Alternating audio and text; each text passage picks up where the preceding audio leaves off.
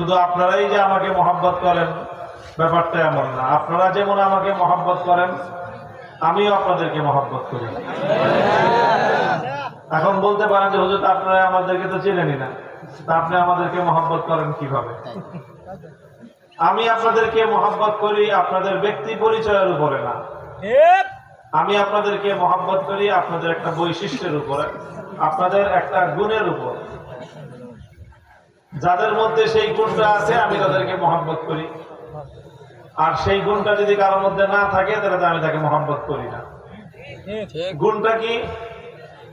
গুণটা হলো এই যে আপনারা আল্লাহর দ্বীনকে ভালোবাসেন, আপনারা আলেম ওলামাদেরকে ভালোবাসেন, আর বিশেষ করে আলেমদের মধ্যে যেই সকল আলেমরা হকের কথা, অন্যায়ের বিরুদ্ধে প্রতিবাদী কথা বলে তাদেরকে স্পেশাল ভাবে মহব্বত করেন।